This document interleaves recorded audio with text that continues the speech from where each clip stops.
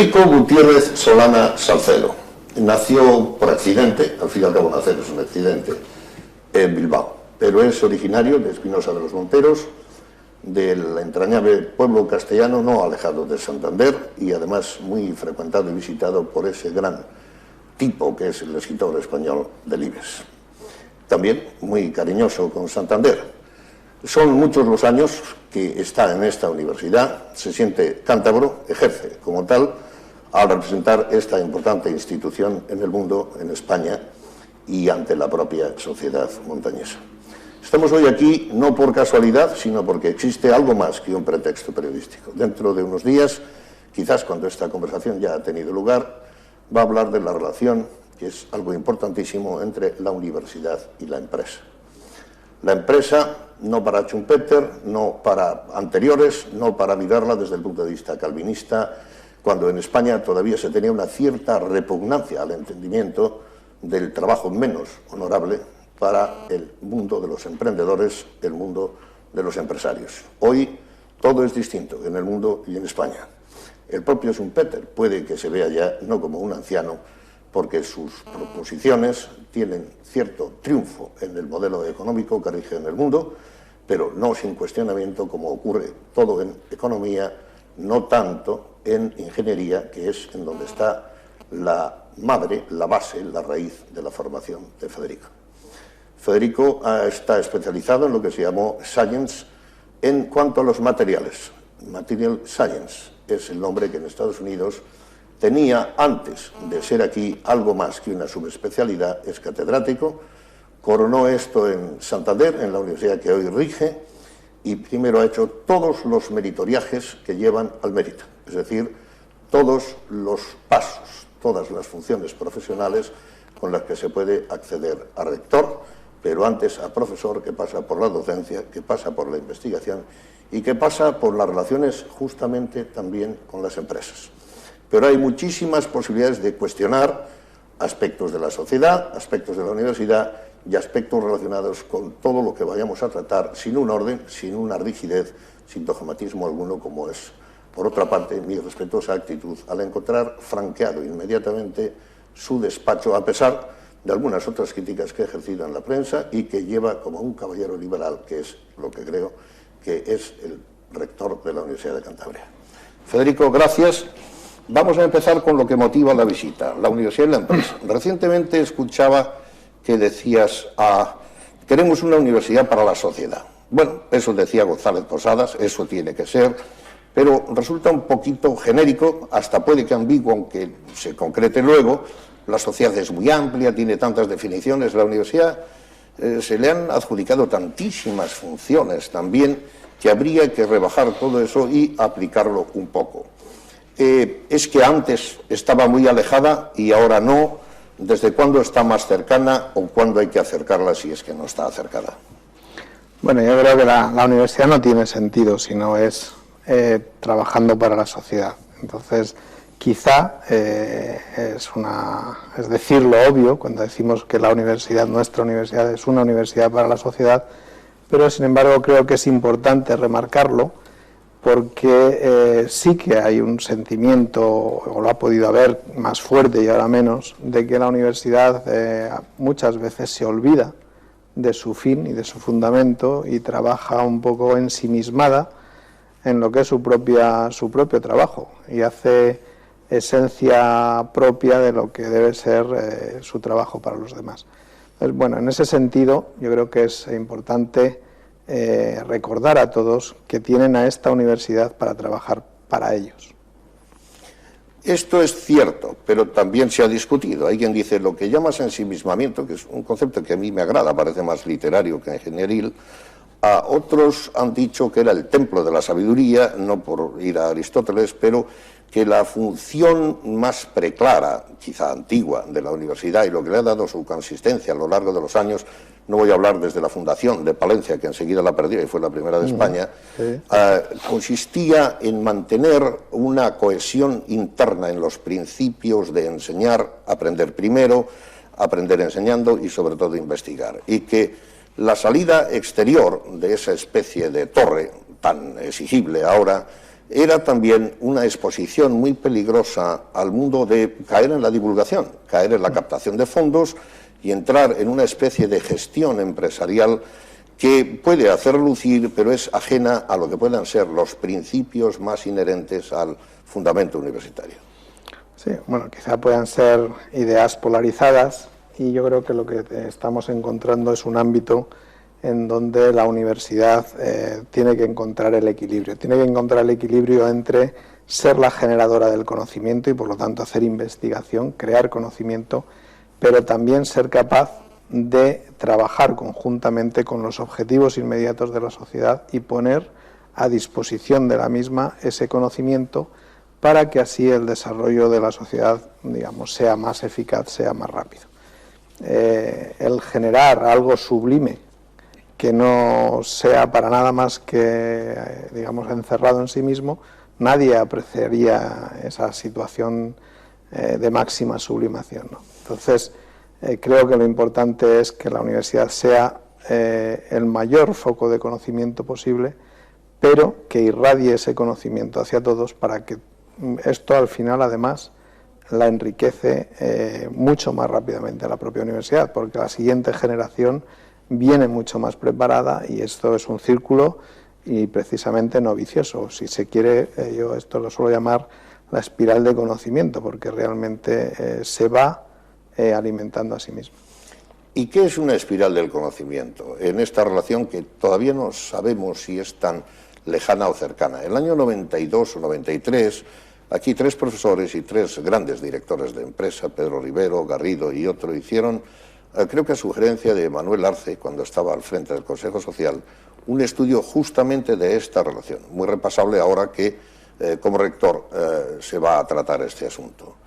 Entonces fueron bastante críticos y autocríticos, naturalmente en el contexto nacional.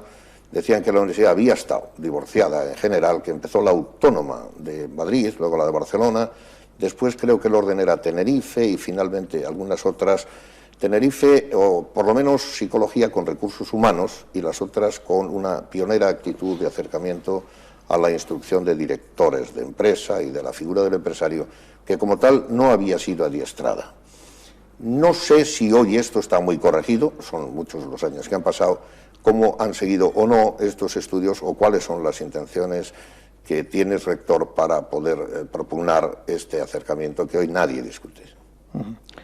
Bueno, quizá un estudio en el año 93 ya se olvidó que en esta universidad, por ejemplo, desde el año 83 había una colaboración directa entre la universidad y una empresa como Nuclenor para hacer todo un desarrollo de lo que son los sistemas de control de una central nuclear con la responsabilidad que eso implica. Y en donde simplemente lo que hacía el grupo de trabajo de la Universidad de Cantabria y básicamente entonces de la Escuela de Caminos era poner su conocimiento al servicio de unos objetivos concretos, ¿no? Entonces, quizá hay un problema en todo esto, es que la universidad, cuando empezó a hacer esta función de acercamiento y de trabajo conjunto, tampoco lo supo inicialmente vender ni apreciar como, digamos, su verdadero, el buen camino, ¿no? Sin embargo, yo creo que hoy hay un convencimiento claro de que esto tiene que ser así, que en lo que es la correa de transmisión desde generar el conocimiento hasta ponerlo a disposición de todos, el eslabón que tenemos aún más débil es la relación entre la universidad y la empresa, y que ambas partes, tanto la universidad y la empresa, tenemos todavía que hacer más esfuerzos de los que yo creo que ya se hacen, pero todavía muchos más, para que concienciarnos todos que hay un beneficio importante si se trabaja activamente y con confianza mutua. García Echevarría y Cuervo García, que eran 2 de los catedráticos que intervinieron en este examen profundo, por otra parte, bien sustentado bibliográficamente, no se referían tanto a, es más, critican o distinguen al menos entre lo que llaman el conocimiento instrumental, que es al que te refieres, y el conocimiento teórico o la razón práctica dirigida, según ellos, a la acción, y la teórica al conocimiento, frente a la que yo me refería, que es a la de la producción y a la que tú pareces referirte. Descartada esa, no sé cómo es la integración de las 3, porque el argumento es muy bueno. Es decir, por una parte está la teoría, las aportaciones que se desarrollen, por otra parte la acción, interna o externa, y luego hacia la producción, que obviamente lo tuvieron en cuenta. Y a mí me es muy querida la empresa que citas, porque trabajé en ella muchos años, y sé que ha tenido una colaboración tuya que no tienes por qué distanciarte de ella con modestia, después de haber hecho trabajos tan brillantes al respecto. Pero la pregunta es esta: ¿crees que existe, ya que la palabra equilibrio te gusta tanto, ese equilibrio entre las tres zonas que estos profesores compartían, que deben desarrollarse de manera armónica? Es decir, la Universidad de Cantabria aporta conocimientos teóricos y entra sustantivamente en el corpus de lo que sea el conjunto de las universidades españolas, tiene una acción brillante en relación a la sociedad y a la más amplia sociedad española, y después, sobre todo, en la producción, o hay mucho que captar, y dónde estaría lo más fuerte y lo más flojo de los tres ámbitos. Bueno, yo creo que en general, vamos a ver, la universidad sí que en general la Universidad Española, yo creo que la de Cantabria puede ser un exponente de ello, ha crecido muchísimo en lo que es su capacidad de generar conocimiento, por lo tanto, en la primera de las facetas que decías, ¿no? Yo creo que la producción científica, la capacidad de generar en los últimos 20 años ha crecido espectacularmente. España, de ser de una situación pues muy mediocre, si se quiere, pasa a ocupar un puesto entre los 10 primeros países a nivel científico del mundo, y lo que queda es poner toda esa capacidad como si fuera agua embalsada a disposición del riego permanente, ¿no? Y entonces aquí lo que sí puede faltar pues son todavía otra serie de herramientas que son importantes para la propia sociedad, como pueden ser herramientas en donde la eficacia del conocimiento queda multiplicado, porque digamos va asociado más a las actitudes, a las metodologías y digamos bajo experiencias más propias del propio ámbito empresarial o productivo. En este caso, bueno, pues lo que necesitamos es andar conjuntamente para que ver cómo imbricar mejor el conocimiento en todos estos procesos y, por lo tanto, que bueno, pues la productividad sea mayor. Yo creo que de los tres puntos que decías, precisamente este último, la productividad o la producción, la capacidad, digamos, de aportar algo en ese nivel, pues vendrá o será una situación creciente con el tiempo a medida en que vayamos trabajando conjuntamente. Hay un concepto que es muy agradable en tus discursos, por lo menos lo repites, que es la sociedad de la información y, yendo más lejos, la gestión del conocimiento. Y ya refiriéndonos a esa viejísima manera de verlo Kuhn, decir que el saber no es acumulativo, sino que son rupturas, breakthroughs, yo no sé si nosotros hemos entrado en alguna proximidad de la excelencia en cuanto a esas rupturas, por un lado. Y por otro, no hemos completado la última fase industrial, lo que no impide que haya que tratar sobre una futura sociedad del conocimiento, que no es tan futura porque tampoco estamos en el lado malo de la brecha. Ahora, tampoco somos pioneros, de acuerdo a lo que dice Polidura y a las cosas que dicen muchas personas insertas en los sectores frente a la actitud un poco más optimista, como no puede ser de otro modo, que tienen siempre los gobiernos, sobre todo nuestro gobierno regional.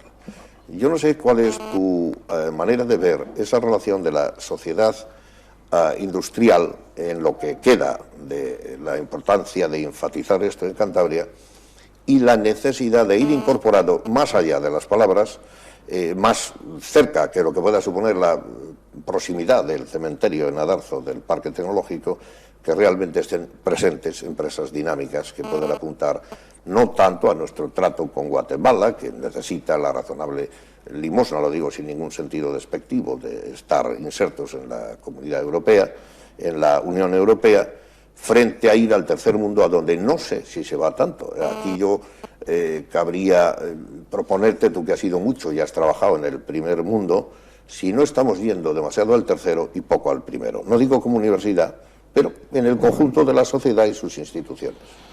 Bueno, yo creo que, yendo un poco por parte de lo que has mencionado, el parque científico-tecnológico bueno, pues, espero que sea y va a ser una realidad, en donde la universidad empujó para que el calificativo científico no se perdiera. Porque si realmente estamos hablando de esta sociedad del conocimiento, necesitamos partir de la excelencia del conocimiento para luego trasladarlo a ese ámbito más tecnológico, productivo, directo, y todo ello en un ámbito de trabajo común, bueno, que debe ser el parque en donde empresas, institutos universitarios, institutos de investigación y desarrollo, no necesariamente universitarios, convivan y, digamos, establezcan, bueno, pues pautas, colaboraciones, etcétera.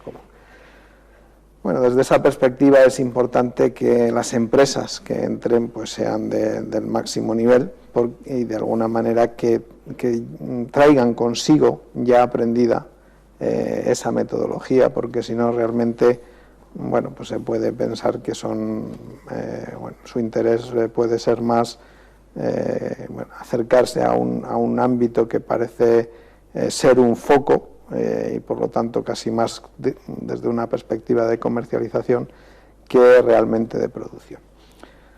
Dicho esto, pues, el acercamiento a otros países, decir, bueno, digamos, esto lo que conlleva es que vayamos lógicamente a donde están los máximos niveles y a los países del primer mundo para captar esas empresas que vengan y radien.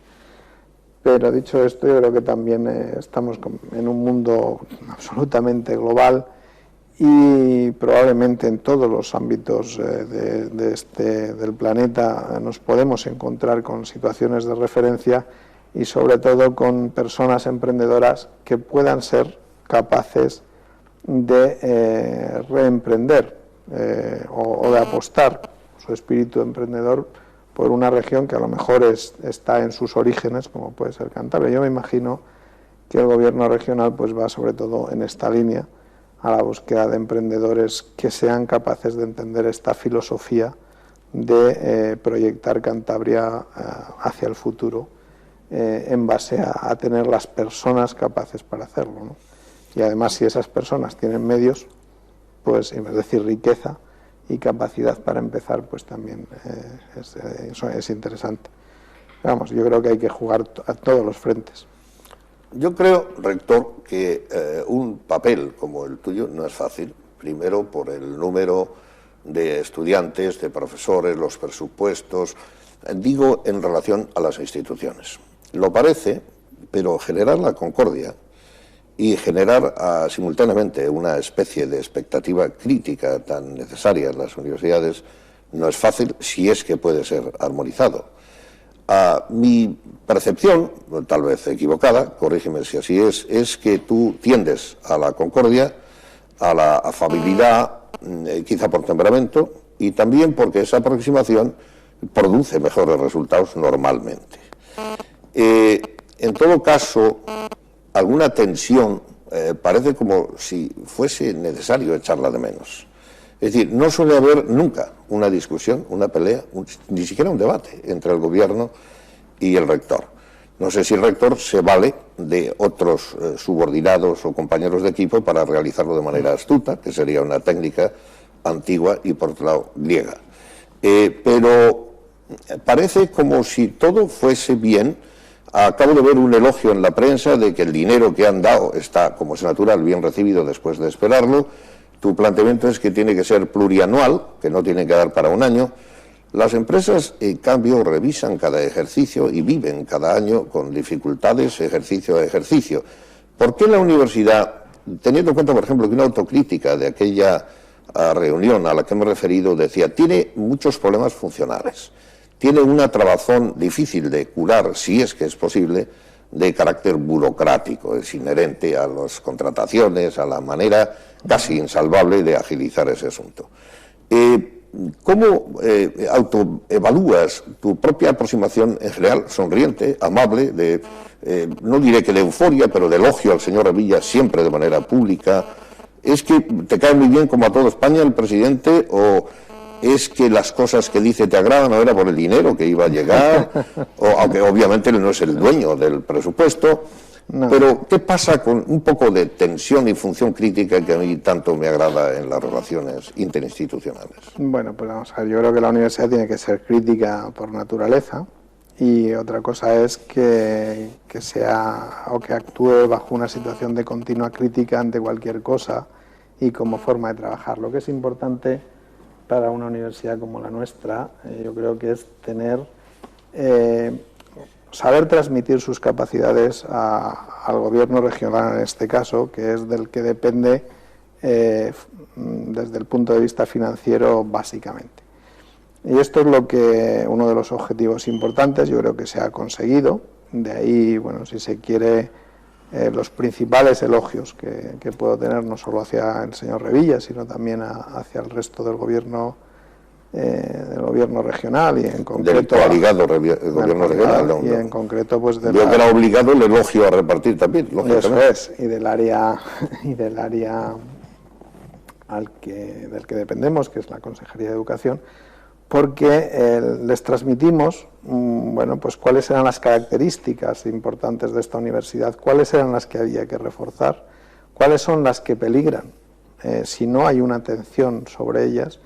Y lo han sabido ver, y lo han sabido expresar en un contrato programa que desde luego a mí pues es uno de los, yo creo que es una situación, es un cambio de dimensión en lo que es la capacidad de gestión de la universidad, porque no es que nosotros no tengamos que hacer año a año nuestro presupuesto y no es como cualquier institución y no tenemos que dejar de rendir cuentas año a año, y de hecho pues ahora mismo acabamos de pasarla, la auditoría correspondiente. En el próximo Consejo de Gobierno presentamos los resultados al resto de la universidad y al Consejo Social como nos corresponde, pero lo que nos permite tener un contrato plurianual es la capacidad de una mejor planificación, porque bueno, si uno tiene que planificar bajo la incertidumbre de si va a tener dinero para hacer esto, pues es muy difícil.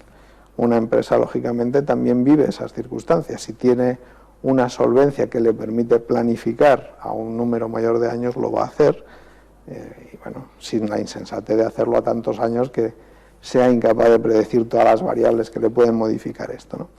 Bueno, pues dentro de ese equilibrio yo entiendo que 4 años, como en nuestro caso tenemos, nos va a permitir, bueno, pues una mejor manera de contemplar el futuro, de dónde apostar para estabilizar por la gente joven que está bien formada y que tenemos, digamos, que abrirles huecos para que sean el futuro de esta universidad, pero no por el hecho, volviendo a lo de antes, de que sea la universidad, sino que al final es la sociedad la que va a ver, digamos, el resultado de todo ello. Entonces, bueno, dentro de esto, también mi forma de ser es tratar de ser siempre conciliador en el sentido de tratar de entender cuál es la perspectiva del otro lado, de la persona con la que hablo, tratar de analizar conjuntamente las cosas y si tengo una opinión discrepante o diferente de la que tengo enfrente, tratar de convencerle con argumentos, nunca de otra manera. Yo creo que esa es una forma de hacer crítica que a lo mejor no es estridente, pero que es mi manera de ser. Y realmente, vamos, yo entiendo que el gobierno no nos da todo lo que pedimos, ni nosotros entendemos es decir, que todas las cosas que estamos en la misma posición, pero sí que de nuevo encontramos un punto de trabajo común que yo creo que está muy optimizado en la relación. Los 2 vicerrectorados que tuviste del 97 al 2001 y después a partir del 2001, el de profesorado y el de planificación y desarrollo, sin duda fueron una buena preparación objetiva para poder acceder a rector. Pero la pregunta sin sorprendente es esta. En esta planificación, que yo tampoco quería decir que fuera como la exsoviética, al fin y al cabo no es quinquenal por un año, ¿incluyes volver a presentarte como rector? Bueno, pues vamos a ver, de nuevo un poco con todo hilando. Desde luego las 2 experiencias te dan una visión de la universidad, en la primera de lo que es el colectivo universitario, las personas, que al fin y al cabo, como en cualquier institución, es lo más importante, bueno, pues básico para ver cómo funciona la universidad. Y lo segundo, lo que me permitió es plasmar las ideas de cómo mejorar el trabajo de toda una institución en, digamos, bueno, pues mirando hacia el futuro. Lógicamente es un buen aprendizaje para ahora, para la experiencia en la que en estos momentos estoy, y lo que estamos haciendo, pues encontramos que razonablemente se va impulsando la universidad en el buen camino, y que probablemente pues todas las cosas que de la evolución que esta universidad tiene que por donde debe ir no se acaban en 4 años, que es probable que esa línea de trabajo haya que continuar. Yo contemplo la posibilidad de, si todo el equipo está a gusto, y de momento estamos trabajando a gusto, y lógicamente luego si el colectivo universitario piensa que lo hemos hecho lo suficientemente bien, bueno, pues para poder continuar, ya digo, siempre y cuando veamos claro que esa evolución por donde hemos circulado, pues es la que además entendemos que coincide con la que la sociedad está demandando, y con lo que, porque digamos, al hablar de sociedad a veces tampoco quiero que se interprete esto como la sociedad más cercana, sino lo que es la demanda global de lo que es el ámbito europeo, al menos, con respecto a sus universidades, ¿no? Y hay una visión muy clara de la importancia que tienen las universidades en el futuro desarrollo europeo, y para ello hay una exigencia, o hay una doble exigencia. La exigencia de una mejor financiación para las universidades, pero también bajo el compromiso de una segunda exigencia por parte de ellas, es de que se organicen adecuadamente para que esa mejor financiación redunde en los beneficios que la sociedad espera. Entonces, bueno, en esa línea, si somos capaces de seguir marcando pasos que nos conduzcan a ella, bueno, pues yo creo que entenderemos que debemos seguir, y lo intentaremos. Y ante esta posibilidad, rector, de volver a tener la candidatura para manejar y regir la universidad, ¿contemplas si ellos están de acuerdo en la inclusión de todos los actuales miembros, o crees que debe ser renovada alguna parte de ellos, por un lado? Y por otro, si realmente habría que crear, a lo mejor, nuevos escenarios para impulsar aspectos relacionados con las novedades que tiene la propia evolución de la universidad. Hombre, lógicamente, en 4 años, aun cuando el proceso sea continuo, las situaciones son diferentes, y yo creo que en el momento de un nuevo proceso de elección a rector, el rector que está no debe simplemente decir ya aquí estoy con toda mi gente, sino que tiene que volver a hacer un proceso de crítica y de autocrítica, ver qué se ha dejado en el tintero, ver dónde se ha desviado, a dónde debía ir, y ver si hay que hacer correcciones, ¿no? Pero yo creo que esto ahora mismo es difícil de decir, es prematuro, es decir, acabamos de pasar un poco el Ecuador, y esto normalmente, estas situaciones tienen un cierto carácter exponencial, si se quiere, un poco mi carácter un poco más científico, y entonces los procesos evolucionan más rápidamente con el tiempo, con lo cual, aun cuando hayamos pasado ya el Ecuador de nuestra época de trabajo, probablemente todavía hay muchas cosas por hacer, y la visión que tengamos dentro del año y un poco más y medio que nos queda, pues será la que haya que analizar en ese momento. Antes de ir a lo del concepto de carácter más científico, vale la pena llevar todavía un poco más lejos esta pregunta. A pesar de la leal colaboración que pareces observar, ¿detectas que alguno de los miembros de tu equipo estaría feliz llegando a sustituirte? Bueno, yo creo que podría decir que casi todas las personas que están en el equipo tienen capacidad para dirigir esta universidad, y sin duda alguno de ellos lo va a hacer. Hay otras componentes que son siempre muy personales y que yo pues ahora mismo no puedo valorar por ellos, pero lo que sí puedo decir es que tengo un contacto permanente con ellos, en el sentido de que cualquier situación en donde sus propios intereses puedan prevalecer sobre los que ahora tenemos como conjunto, pues los analizaremos conjuntamente todos. Ese es un poco el compromiso que tenemos. Parece un poco asambleísta ese enfoque. Bueno, es que una de las cosas que siempre dijimos, y de hecho si se recuerda, nosotros cuando nos presentamos como equipo rectoral, nuestra fuerza la hacíamos en que éramos un equipo.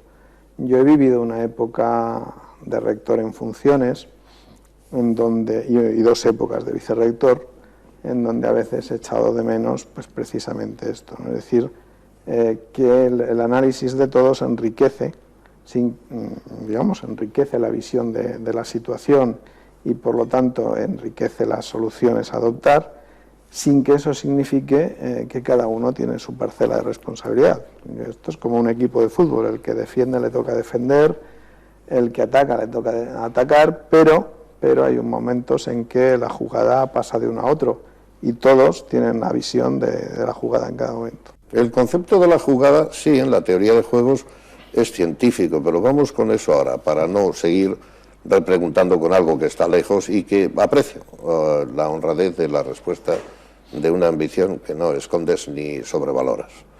Eso me lleva además, para que esto sea un debate más que una agradable, más que una cuestión de preguntas-respuestas, a 2 analogías políticas tirando por arriba.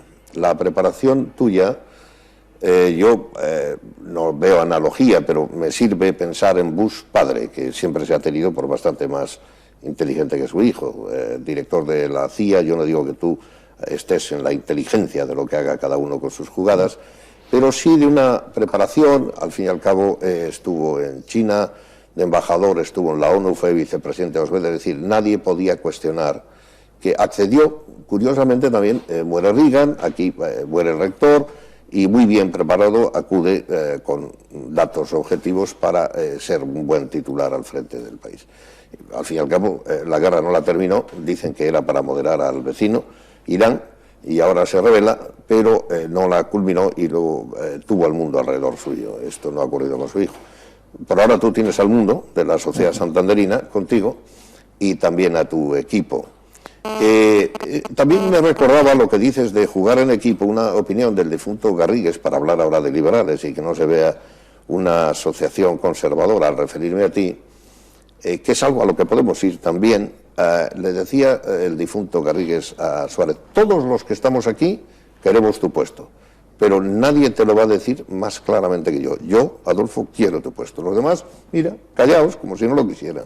Es decir, después de este comentario, que no sé si viene a cuento, pero esto hace conversación, vamos a lo de más científico. Yo no sé con qué sistema de clasificación de ciencias se puede considerar más científico, como no sea por el viejo positivismo que decíamos en nuestra informal conversación, o pasando de la lógica a la analítica americana, que los ingenieros de caminos, canales y puertos, antes, Federico, erais una casta. En este país nunca se equivocaba un ingeniero, eso ya hace mucho que no.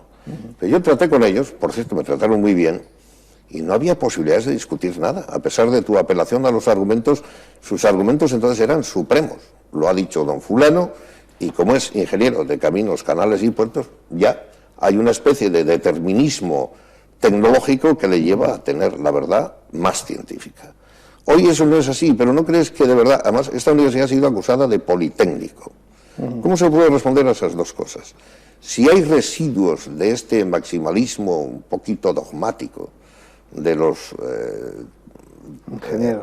ingenieros, y si por otra parte es demasiado énfasis en la cuestión de tipo tecnológica más que humanística en esta universidad. Sí. Bueno, yo creo que a lo mejor yo no soy un ingeniero de casta, como decías, porque yo desde luego sí que no me gusta imponer las cosas porque las digo yo, y sino por razones y argumentos. Y creo que debe ser así la sociedad, y tampoco creo mucho en los estereotipos. Pero vamos, en fin, dentro de eso pues soy un ingeniero que me gusta ser ingeniero, me gusta la profesión. Bueno, el colegio me reconoció en su momento. Quiero decir que también me imagino que tengo unas ciertas formas que al ámbito de la ingeniería pues no le parecen raras, ¿no? Con lo cual igual tengo algo. No hay la menor discusión sobre eso, no se me ha ocurrido. No, te quiero decir con esto, porque a pesar de no ser, o tratar de no ser dogmático, sí es verdad que cuando tengo las ideas claras trato de argumentarlas, pero voy a por ellas, ¿no? Claro. Pero vamos, no acabo las frases diciendo simplemente porque lo digo yo, no me gusta. Y si la persona que sale solo sale convencida porque se lo dice en este caso el rector o en otra época el director de la escuela o en otra, no me vale. Es decir, ¿y qué hay del Politécnico? Ahora, ¿qué hay del Politécnico? La universidad es una universidad prácticamente politécnica, pero dentro de eso pues juega en todos los ámbitos del conocimiento que tiene la Universidad Española. Bien es verdad que disminuido en las otras áreas.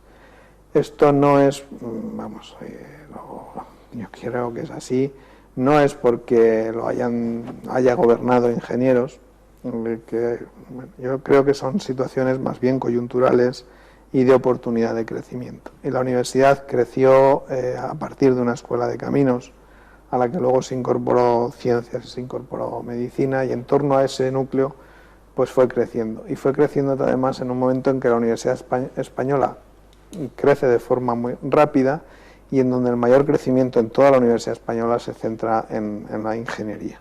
La ingeniería se diversifica, y todas las universidades, que no eran, solo había escuelas de ingeniería prácticamente en las politécnicas, y sin embargo todas las universidades juegan a tener parte de ingeniería en su currículum.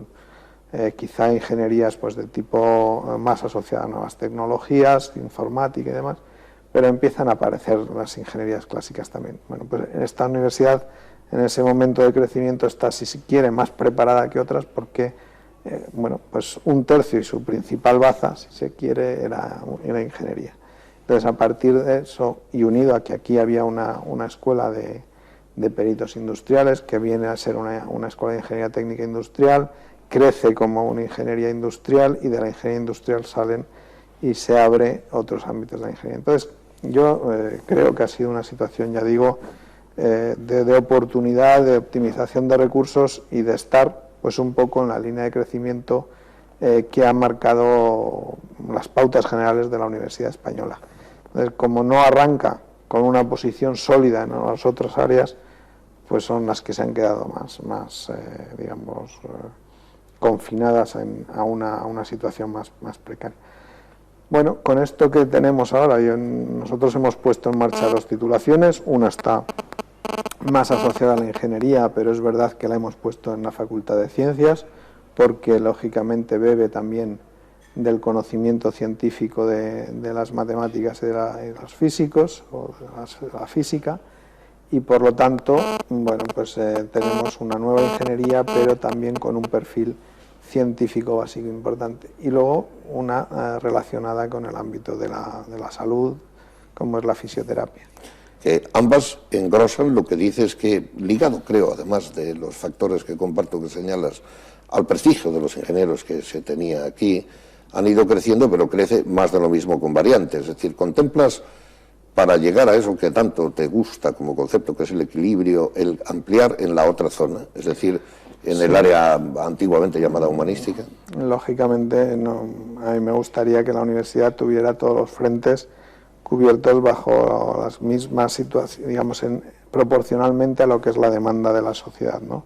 Es verdad que tenemos algunos ámbitos de demanda, por ejemplo, puede ser uno el periodismo, digamos, demandas de cada año, de las generaciones de jóvenes que van a pasar a la universidad, hay demandas preferenciales que no podemos cubrir, y un ejemplo, ya digo, es el periodismo, otro era la informática.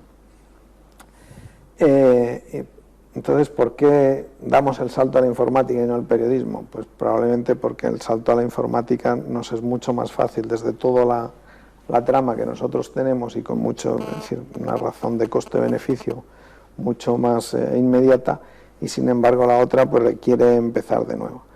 Esto, lógicamente, es un proceso que debemos trabajar conjuntamente con los responsables del gobierno, porque efectivamente yo creo que hay que hacer esfuerzos en las áreas en donde no tenemos para completar determinadas situaciones en donde la demanda es importante. Y esto, yo creo que el momento es en el que deberíamos a lo mejor ya estar viviendo, pero que se está retrasando, que es el tránsito a ese espacio europeo de educación superior. Ese tránsito exige de la universidad un cambio metodológico, pero también exige una cuestión fundamental, y es un análisis crítico de las capacidades para establecer la oferta, bueno, en atención a esas capacidades y en atención a la demanda social. Entonces tenemos que equilibrar absolutamente esta situación y eso puede suponer, bueno, pues una redefinición de las titulaciones que ofertemos y de alguna manera deberá incorporarse a ese proceso aquellas más titulaciones en aquellas áreas en las que no tenemos oferta adecuada, pero ya digo, siempre que lo justifique la demanda. Bueno, en los 8 años en que estuviste al frente de la Escuela de Ingenieros, no se puede negar que pusiste el acento inteligentemente en llevar al extranjero para prácticas a los estudiantes, lo que se llama en tu currículum la movilidad de los estudiantes. Pero me sorprende un poco esto que dices de la demanda y oferta, porque esas a mí parece que están ya sin cuestión. Es decir, la gente que va a Bilbao, la gente, y no te lo digo por periodismo, que tendría un espacio para, y has sabido adelantarte a un interés particular que pongo a un lado,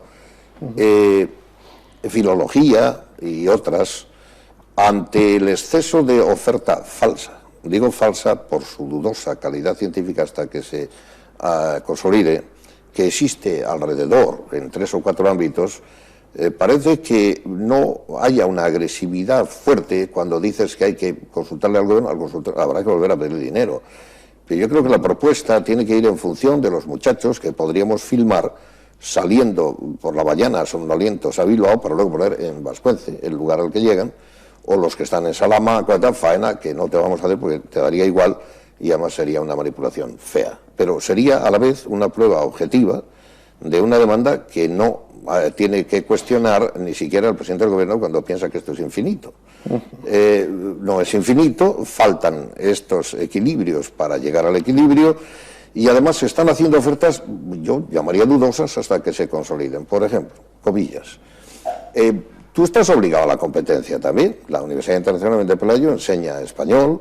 Aquí venía a enseñar Pepe Hierro, distinguidos individuos, incluido el padre Todolí, aunque ese lo que hacía era bendecir. Pero tiene una tradición. Otra tradición se pretende en otros lugares y también en ese viejo edificio, como me dijeron en Tokio. Es lo del edificio viejo, de comillas. Esa es la manera en que se percibe en nuestra embajada una fugaz visita que se hizo allí.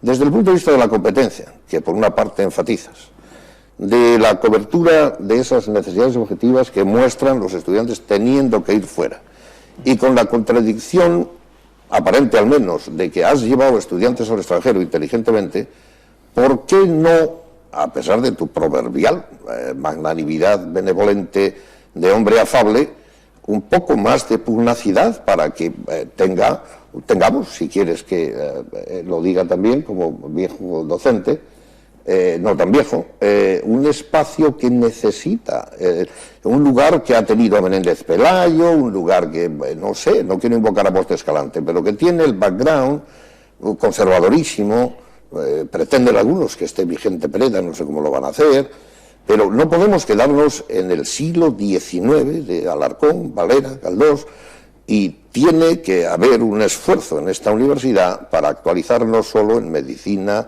y renovar en informática. No sé cómo contemplas esto, que ni siquiera es precrítico, es una profunda convicción, no sé si científica, pero muy fuerte en mi caso. Bueno, vamos a ver. En principio, quiero decir, ahí puede haber una visión de parálisis, pero es que no hay tal. Es decir, en estos momentos... no he llegado a tanto, pero sí de falta de pugnacidad. No, pero vamos a ver, es que yo creo que hay que luchar cuando digamos, suena la campana y hay que saltar al ring. La campana está delante de la Casa del Príncipe. Bueno, ya te diré cuando hay que... Bien, o sea, está pensado. Hay que hacerla sonar, efectivamente. En estos momentos no se puede poner ninguna titulación nueva en la Universidad Española, quiero decir, entonces lo que hay que hacer es analizar estratégicamente cuáles son los pasos que tenemos que tener andados cuando esto empiece, ¿no? Yo ya he dicho lo que creo que tenemos que hacer desde la perspectiva de nuestras actuales capacidades, pero lo que tenemos que hacer es aprovechar las oportunidades. Nosotros, el hacer fisioterapia fue aprovechar una oportunidad que hubo y la aprovechamos. Bueno, yo creo que acertamos porque una demanda clarísima existente pues la dimos con una solución en donde garantizábamos al máximo la calidad, porque hecho de otra manera no hay manera de hacer una escuela de fisioterapia de calidad, porque no hay profesorado actualmente, porque no había profesionales. Por lo tanto, había que basarnos en algo existente en una universidad de calidad como era la Autónoma de Barcelona. Menos hay en Comillas, no hay nada. Bien, entonces vamos a Comillas. Está el delegado de gobierno como miembro distinguido del comité inicial. Hay más personas, pero sí. Yo también. Sí, 2 ministras. Bueno, y 3 rectores, uno yo. Ah, eso está bien. ¿Y habéis definido ya si va a ser semánticas, en biología, o filología, o qué diablos va a ser? Porque han venido 2 presidentes y todavía ellos no saben. Bueno, yo creo que como tú recuerdas, hemos estado en un debate, en un foro... Donde no se aclaró lo que era, ni qué sabíais vosotros sobre el propósito que existía en la mente. Pero yo sí dije una cosa, y creo que además tú la valoraste públicamente. ¿De qué manera? Como la única cosa que se había dicho... un poco de... Es la vez que te vi ligeramente crítico. No. Pero era oportuno. Era oportuno y entonces había que decirle. Y está claro que lo que hace falta es lo que tiene el resultado de Comillas tiene que ser la excelencia, porque si no vamos a ir a ámbitos donde ya hay mucho y por lo tanto... ¿El problema es excelencia en qué? Tiene que haber la excelencia. Después, para que haya excelencia, tiene que haber las mejores personas. Yo no marco el objetivo, el que sea el español y el que sea la enseñanza del español. Esto es una cuestión pues que probablemente se perfila por la historia, la situación, pero probablemente eso está ya bastante perfilado que va a ser así. Entonces lo que necesitamos es, por así decirlo, el mejor instituto con gente estabilizada en Cantabria y el mejor instituto a nivel mundial sobre lo que se pretende hacer. Y para eso, ¿cuál es la base de la Universidad de Cantabria? Que está jugando, y la está jugando a lo mejor no en los medios, sino simplemente en las reuniones, en los foros de trabajo y demás, es garantizar que haya un comité científico que defina el producto científico, que es lo que tú estás preguntando. Entonces, yo no formo parte de ese comité científico, pero sí he luchado y garantizado que se establezca. Y de hecho, se está reuniendo y está trabajando ya, como debe hacerse, es decir, analizando a nivel mundial con lo que es la enseñanza del español. Y a partir de ahí, una vez definido esto, lo que sí queda de alguna manera patente, como lo dije allí, es que este es un proyecto de Cantabria que necesita la estabilidad y que la estabilidad de un proyecto académico pues se busca en la Universidad de Cantabria. Entonces, de ese proyecto, al final la Universidad de Cantabria tiene que sacar un beneficio que es el asociado al tener en Cantabria a las personas de mayor nivel en un ámbito en el que ahora claramente la universidad es deficitaria.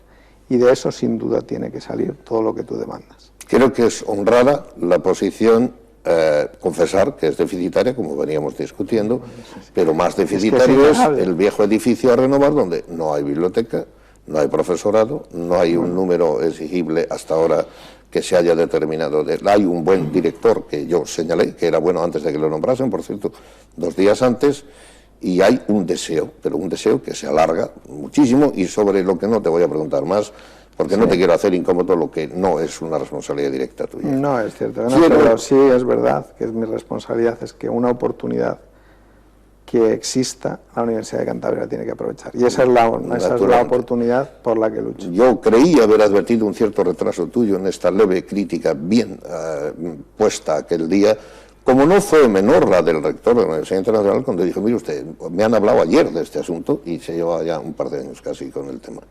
En todo caso, tampoco entro en una crítica indirecta, que además podrían entender personal, y no lo es. No lo es en absoluto. Sí quiero referirme, porque estamos cerca del final de una conversación que me encantaría que durase otra hora, Federico, a un mérito tuyo que es también la acumulación de experiencia en el extranjero. Llevas aquí unos años, después de estos 2 vicerrectorados, pero estuviste en Estados Unidos, yo conozco muy bien, porque estuve allí en Westinghouse y en la universidad y traté con el provost de origen español en Pittsburgh, esa bella acristalada ciudad que tan mal se percibe, estudiando la corrosión del acero para una empresa. Eso nos lleva al principio. Un empresario que se enseñe desde la universidad debe de ser un organizador debe de ser un innovador para usar Marshall y Schumpeter, o tiene que ser una mezcla de ambos y algo más por el mundo de las redes en los que estamos metidos? Lo digo para hacer circular esto, volver al principio y hacerte una última pregunta. Bueno, yo creo que tiene que ser una persona polifacética, ¿no? Tiene que ser un buen organizador, pero tiene que ser un conocedor de los conocimientos existentes y de dónde captarlos y cómo utilizarlos en su entramado. Lógicamente no puede ser un experto en todo, yo creo que el grado de especialización que tenemos, eso es imposible, pero de ahí yo creo que los grandes gestores tienen que venir de esa habilidad de conocer dónde está el conocimiento y cómo saberlo llevar a trabajar en su sistema, ¿no? Federico, tienes por lo menos 15 alumnos seguidores profundos a quienes has manejado las tesis doctorales y ayudado. Tienes un background que nadie puede cuestionar, de carácter nacional e internacional. Yo no sé qué puede faltarte, como no fuera esto que veo yo como mayor pugnacidad, que a lo mejor la tienes y es interna, por lo que señalabas. Así que mis disculpas si así ocurre o si yo lo llevo muy lejos. Sabes que la cordialidad preside nuestra relación antes y fuera de las cámaras y ante ellas. ¿Qué aprendiste en la Universidad 11 d'Orsay de Francia? ¿Qué te enseñó el paso por Boston en Tufts, que además tiene mayor orientación originaria de carácter artístico que científico, técnico? Y sobre todo en la Carnegie Mellon de esa maravillosa ciudad que es Pittsburgh, contra lo que cree la gente por el acero, es muy ecológica, está llena de puentes, tiene el río enfrente, y allí estuviste bastante tiempo. ¿Cuál es el conjunto de incorporaciones en tu aprendizaje y personalidad como profesor y como rector por extensión de este paso por el extranjero? La clave yo creo que es mi estancia en Pittsburgh. Tras acabar la tesis doctoral en Madrid, yo voy allí con una beca Fulbright, y lo que allí aprendí es a tener confianza en mí mismo. Y el sistema español probablemente es un poco proteccionista, depende siempre de la persona que te dirige, y el estilo americano es de otra manera. Entonces te enseña a poner en práctica lo que tú piensas, y no es que te enseñes, que como además te lo exige, pues tienes que aprender a hacerlo. Y lógicamente esta para mí ha sido la mayor experiencia y la experiencia de mayor proyección en mi vida profesional. Las otras estancias pues son, si se quiere, reconocimiento de la trayectoria y consecuencia de lo anterior, porque es decir, yo vuelvo a Pittsburgh, a Carnegie Mellon, vuelvo como profesor invitado en otra ocasión. La persona con la que trabajo acaba su vida profesional como gestor universitario y va de vicepresidente a Tufts, y en una de las estancias en las que yo lo que busco es trabajar tranquilamente en Estados Unidos. El muy reputado profesor Bernstein. Muy reputado profesor Bernstein. Y de ahí, pues de aquellas conexiones americanas, yo tengo conexiones con grupos europeos. Uno de los grupos con los que trabajo en varios proyectos europeos es un grupo que hace, digamos, propiedades físicas que compaginan con el comportamiento mecánico de los materiales. Está en Orsay, en París, y bueno, trabajo con ellos, ya digo, en varios proyectos europeos, y me invitan a una estancia como profesor visitante allí. Es decir, todo es consecuencia de esa forma ya de trabajar que viene derivada de esa primera estancia, ¿no? Y si quieres, como me hacías esa pequeña crítica o bueno, digamos esa visión de la falta de empuje, hay una propiedad en los materiales, ya que hablamos de esto. Hay dos propiedades que a veces son contradictorias, ¿no? El material más resistente, es decir, el más duro, por así decir, no necesariamente es el más tenaz, y de hecho lo que se busca siempre es un equilibrio entre lo que es la resistencia mecánica y la tenacidad, porque el material más duro, que es el diamante, es tan frágil que no lo podemos usar, aparte porque es muy caro, pero no lo podríamos usar para nada en ingeniería, no sería funcional, porque se rompería de forma constante, no es capaz de deformarse, es tan rígido a la vez que tan duro que no es posible. Entonces, con esto voy a esa crítica que decías de falta de empuje. Yo creo que el empuje tiene que ser sostenido, y esa es la tenacidad. Yo creo que sí que soy una persona tenaz. Yo no hablé de empuje, pero él lo percibió así. Acude a las certidumbres de lo que tiene por más científico aquello que conoce con más profundidad en el área de la ciencia de los materiales, donde estudió nada menos que la corrosión del acero y ha hecho importantes contribuciones bibliográficas y en la docencia de sus alumnos.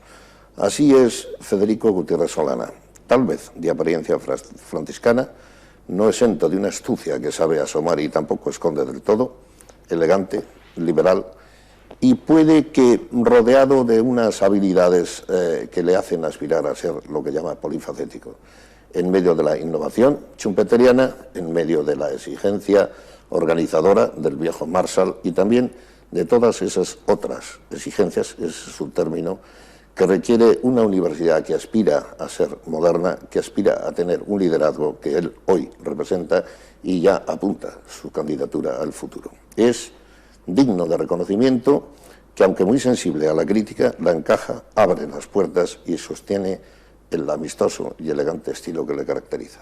Gracias, Federico. Muchísimas gracias, Jesús, porque realmente es un placer tener una conversación de este tipo.